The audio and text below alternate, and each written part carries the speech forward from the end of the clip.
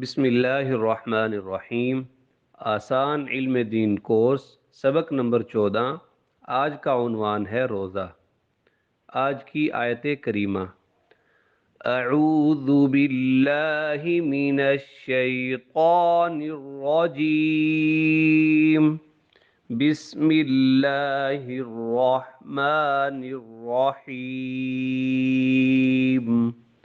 فمن شهد منكم الشهر فليصمه، ومن كان مريضا أو على سفر فعدة من أيام أخر۔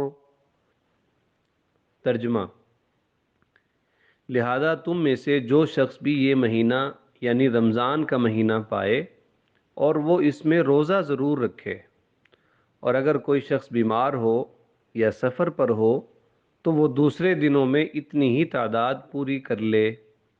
آج کی حدیث مبارک: رسول اللہ صلی اللہ علیہ وسلم کا مبارک ارشاد ہے: الصوم لی وانا اجزی بہ، الصوم جنۃ من النار، ولخلوف فم الصائم اطیب عند اللہ من ریح المسک، وان جہل علی احدکم جاہل وہو صائم فلیقل انی صائم۔ ترجمہ: روزہ میرے لیے ہے اور میں ہی اس کا بدلہ دوں گا۔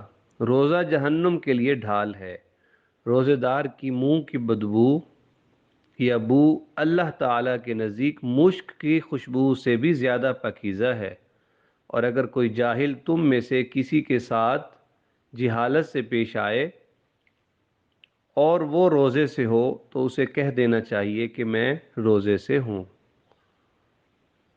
آج کی مسنون دعا: اللہم لک صمت وعلی رزقک افطرت۔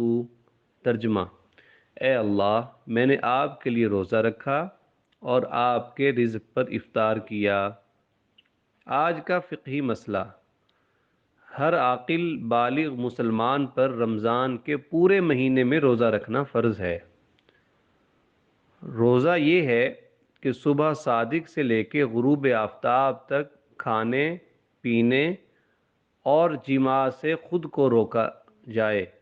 ہاں، اگر کوئی شخص بھولے سے کھا پی لے تو اس سے روزہ نہیں ٹوٹتا، اور سحری کا وقت ختم ہونے میں صبح صادق کا اعتبار ہے، نہ کہ فجر کی اذان کا۔ یعنی جب فجر کی اذان شروع ہوتی ہے تو وہ صبح صادق کے بعد شروع ہوتی ہے، تو لہٰذا جیسے ٹائم ختم ہو تو ہمیں روزہ بند کر دینا چاہیے۔ اسی طرح افطار کے وقت شروع ہونے میں بھی غروب آفتاب کا اعتبار ہے، نہ کہ مغرب کی اذان کا۔ جزاک اللہ۔